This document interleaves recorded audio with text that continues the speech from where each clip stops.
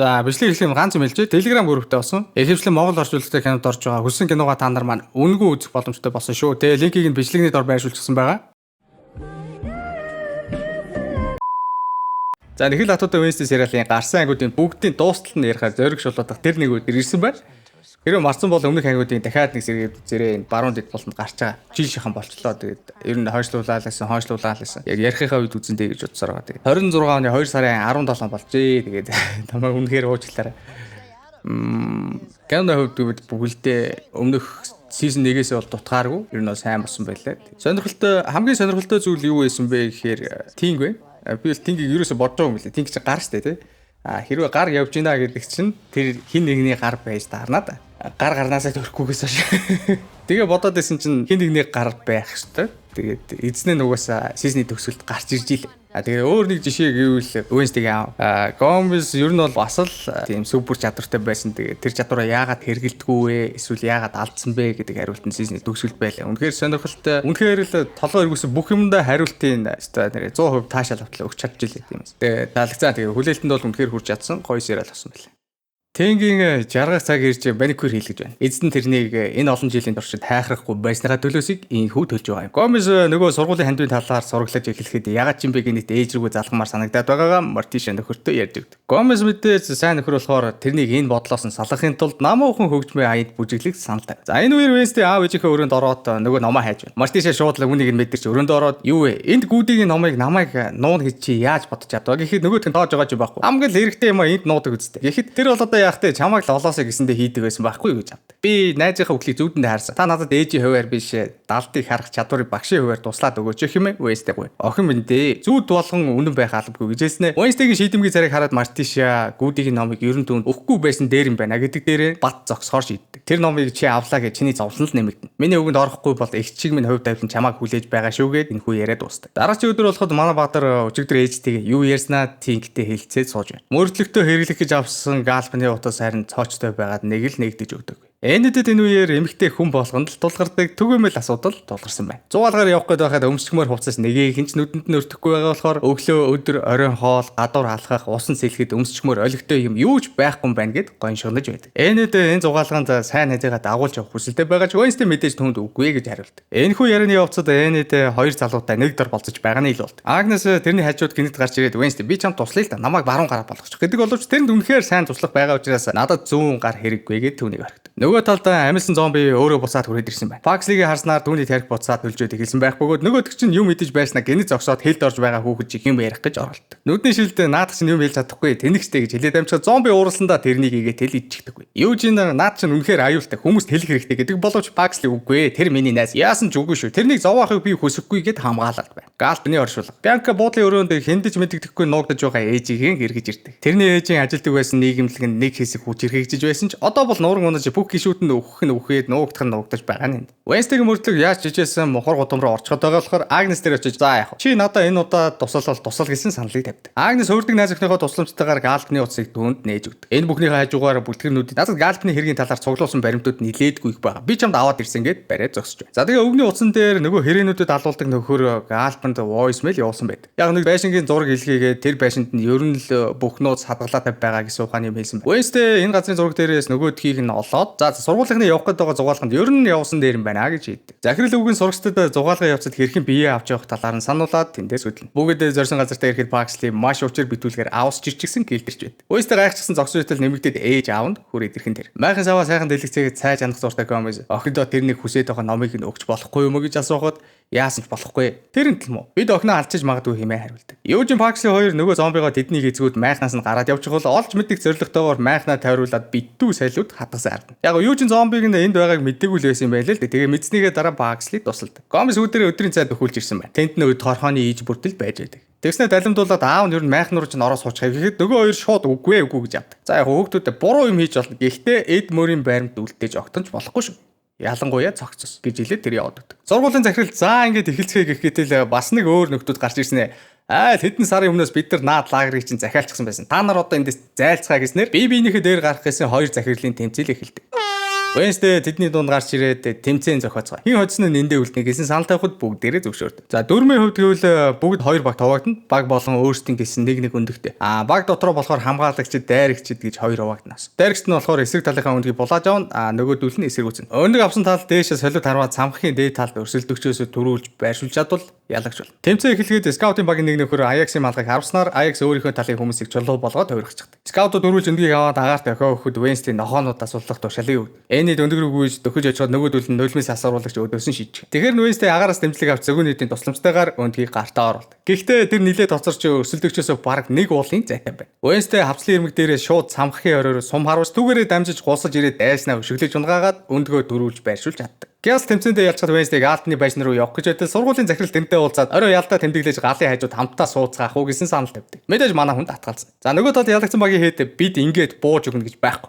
Орой бид лаграа эргүүлж авах болно гэж гисэн зогсож байна. Ингээд орой болохоор сургуулийн бүх сурагчид гал тойр суугаад халуун дулаан яриа өрнүүлэх бол Wednesday явсан хаар дөрсөн газартаа ирдэг. Тэгээд дотогшоо ороод нуус шүгээг нь уудлаад үзвэл ер бусын хүмүүсийн тухай бичсэн сонингийн хайчилбарууд янз янзаараа үлгөөстэй байна. Энэ болохоор нөгөө Тайлерыг хэвтэж байгаа юм л гэж тэнд байсан хүмүүсийн тухай баримтууд байдаг аахгүй юу. Тэгээд тэндээс ер нь бол хүмүүс алга болоод байдаг. Тэгээд Галп нь хүүдээ санаа суугаад тухайн эмнэлгийг нь судлаж байсан болж таард. Wednesday-гийн үед нөгөө нууцлаг хэрэг дахиад гаднаас нь хараад байж байна.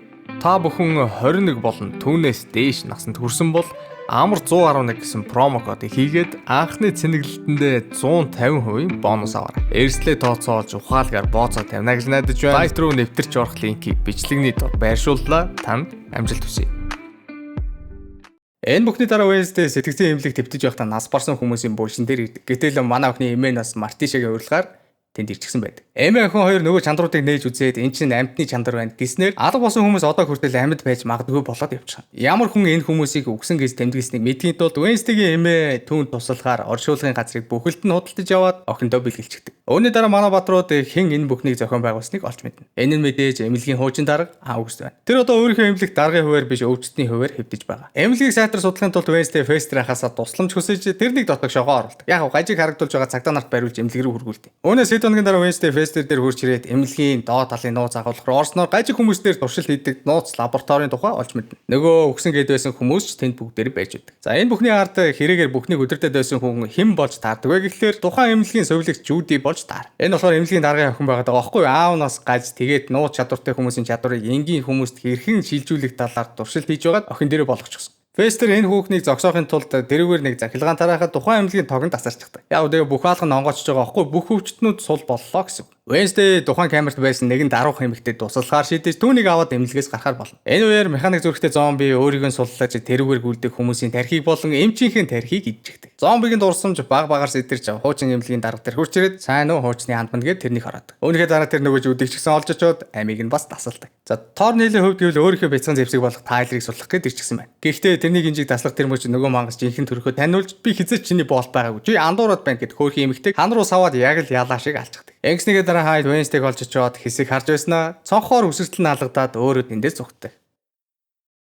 Wednesday эмнэлэг тухайн ордогч хий юм хараад бүр харахтаа хуучин захирал Larissa Williams-ыг хараад эхэлнэ. За учир нь юу вэ гэвэл энэ хоёр цусан төрлийн холбоотой бүр хоолын хамаатнууд байгаа зогсохгүй. Одооноос эхлээд Larissa Williams манай охины далдыг харах чадварынх нь багш нь болно. Нэг мөрдлөгөн дууссан ч Hyde торноос гараад ирчихсэн Энидийн ардаас явж байгаа нь тодорхойлохоор Wednesday нэг ч хором тайван сууж чаддаггүй. Хөгжмийн багшаасаа тэр Hyde-удад байнга л эзэн хэрэгтэй. Тэд эзэнгүй бол хинч биш. Ялангуяа Hyde ийм байдалтай удаан байвал галзуурах ганцхан сонголттой байдаг талаар олж мэднэ. Энэ бүхнийг сонсоод манай баатар Тайлер эзэн болохоор шийдэж өөрийнхөө анхаг санааг хэрэгжүүлэхийн тулд найзуудыгаа татаж оролцуулахар болно. Тэгээ Hyde-ыг өргөтөж авчираа тухайн алдуулах гэж байтал хаанаас ч юм бэ дахиад өөр нэг эмэгтэй Hyde гараад ирхэн дээр. Эгснэр Тайлер зогтож чадна. За Wednesday-гийн өрөвдөө туслаад байсан эмэгтэй саяны Hyde байгаа зогсохгүй бүр Тайлерийн төрсөн ээж Галпны авцуусан эхнэр Франсуа болж таард. За тэгээ бүр болоог зөө. Нөгөө Paxley-ийн зомби шүү дээ. Тэр одоо энэ Франсуасагийн дүү Айск нь болж таардаг. Эсэг хугацаа өнгөрсний дараа энэ гурав эцэст нэг юм бие олж уулзсан. Тэгээд тэдэнд толроод байгаа хамгийн том асуудал нь юу вэ гэхээр Хайдууд тийм ч урт настай байдгүй юм байна л да хараалаасаа болоод. Гэхдээ Айск энэ бүхэнд хариулт олсон байдаг. Сэтгцэн эмнэлэг дээр нөгөө хүний чадварыг хулгайлдаг шүү дээ. Яг тиймэрхүү аргаар. Wednesday эмээгээс нэг чухал мэдээлэл олж сонсдог нь сургуулийн оршуулгын газар тэрний далдыг харах чадварыг сэргээж чадхаар нэгэн буш байгаа гэдэг байна. Wednesday бушны чулуунд хүрэхэд Lady Gaga гараад ирнэ. Леди Гага манай охинд би чамд туслаж чадна. Гэхдээ чи энэ хугацаанд Ланаас гараан огтоос салгаж болохгүй шүү хэмээн загтаг. За тэгээ ингэ байж үтэл Энэт найз дээрээ хурж ир цаадуулсноор энэ хоёрын сүнс хоорондоо солигдчихж байгаа юм. Манай хоёр нэг хоногийн дотор Wednesday-гийн хийж байсан зан үйлийг дуусгахгүй бол хоёулаа энэ хорвоод маргааш гэхэд байхгүй болцгоо. Гэхдээ эхлээд хайдууд болон Айзекийн учрыг олох шаардлага тулгардаг. Wednesday тэр хоёр сэтгцэн эмнэлгээр хамтаа ордогч бүх юм төлөвлөгөөний эсрэг явснаар Айзекийн нөгөөх машиныг манай хоёр охин устгаад зогтаа. Дараа нь тэд өөрсдөө биендээ буцаж орсноор бүх зүйл сайхан болсон юм шиг харагдана. Wednesday ийхүү найзынхаа үхлийг зогсоож чадсан ч тэр одоо зүвдэндээ гэр бүлийнхээ нэг гишүүний үхлийг оронд нь олж харах болсон байдаг. За шинэ захирлын хувьд гэвэл гэмгүй царайтай энэ нөхөр маш том нэгэн нууц бүлэглэлийн толгойлогч болоод явж байгаа. Тэрний захирал болсон зорилго нь зүгээр л сургуулийн хандмын мөнгийг бүгдийг нь аваад зайлах. Баари доорт